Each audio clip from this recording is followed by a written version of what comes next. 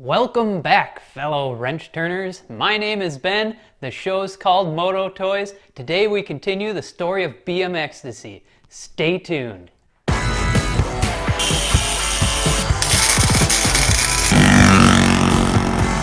Alright, so if you recall last week, most of the time was spent painting these wheels and waiting for said paint to dry for hours. It was pretty lame. So, we're going to do something awesome today.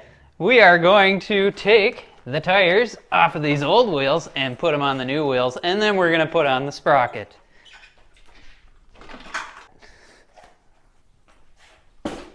First thing we're going to do here is loosen the tension on the brakes. This really gives you an idea of how puny this bike is. I am kneeling and I'm 5'7", and I'm probably still out of frame. Anyway, we're just gonna loosen these nuts here on the axle so we can take the wheel off.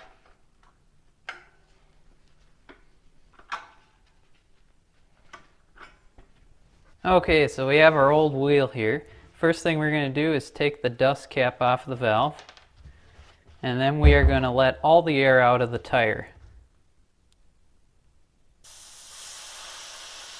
And then sometimes on older tires you'll have to break them free from the rim by pinching them while you're deflating the tire. This is a new tire, so it's not really that bad, but if it's stuck you'll hear it crack when you go like this. Okay, so now we are going to take the tire off the rim.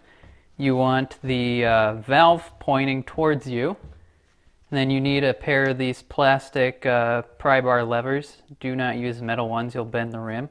So I'm just going to take the most beat up one here and hook it into the tire. You just want the first layer, so you want the just this wall of the tire. You don't want to hit the tube in the middle or the other wall of the tire.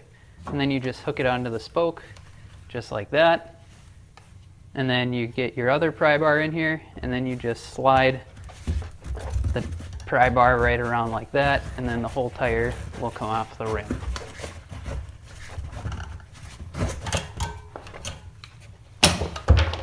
And then once you're around, you'll just bring the valve back towards yourself, and then you can pull the rim down, and then usually you can pull the tire off the other end without using a pry bar.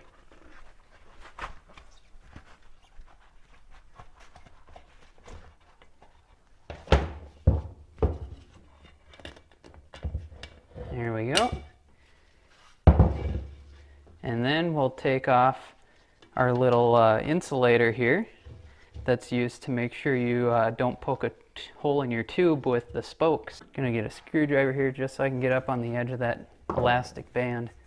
Then you can just run your finger across the edge, and there you go. And then this rim can go bye-bye.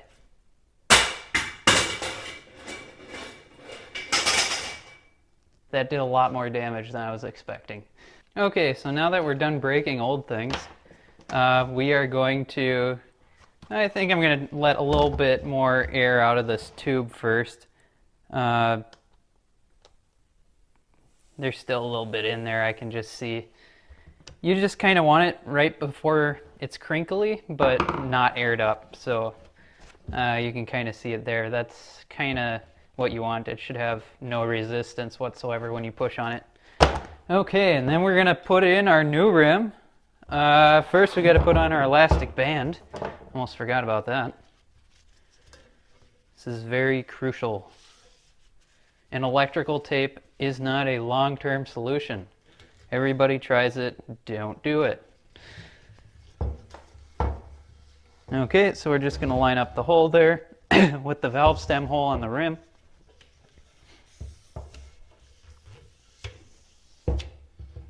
And we just want to check, make sure that all of our spoke nuts are not poking out, and they are not, so we're good there. And then we can put our tire back on. There we go. Try to keep your valve straight when you do this. It should always point perpendicular from the rim. You don't want it to the right or to the left. So we're just going to hold that there with the hand, and then you can bend the tire over the rim like this with your hand and your thumb. And then we'll do a little bit on this side too. Make sure you don't pinch your tube in between the rim and the wall of the tire.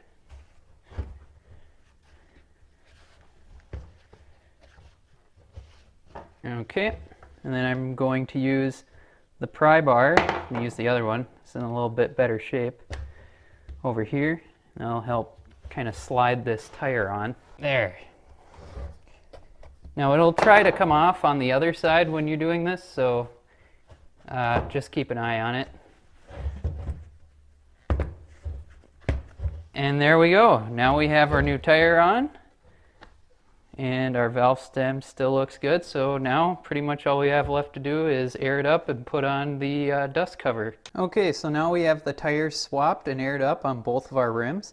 Now we're just going to install the sprocket. We're going to use a CNC'd hub adapter. This is pretty much the best way to attach a sprocket for a motorized bike. It's way better than that sandwich rag joint thing that goes on the spokes. So yeah, basically this just goes in here. Just hooks up like that, 2 bolts go in there, and then we have our sprocket that lines up and screws in right on top of there. If you want to order a sprocket like this, you can find them at Gas Bike. I'll have a link in the description. Also, I have a link in the description for the process on how to assemble the sprocket and sprocket adapter from an older video, so go ahead and check that out. Alright, now that our sprocket is installed, we can go ahead and put the wheels back on the bike.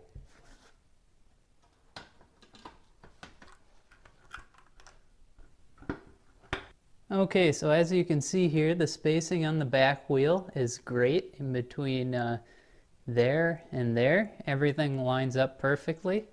However, over here on the front wheel, you can see we have a good 1/4 inch gap here where the front axle is wider than the fork of the bike. However, since it's a BMX bike, you see we just have these pieces of metal welded into the tubing.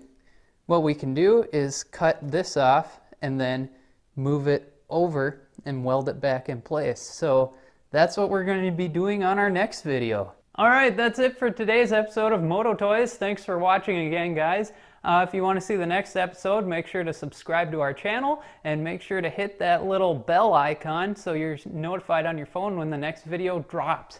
Boom, imaginary mic drop, glove drop. Yeah, see you guys next time.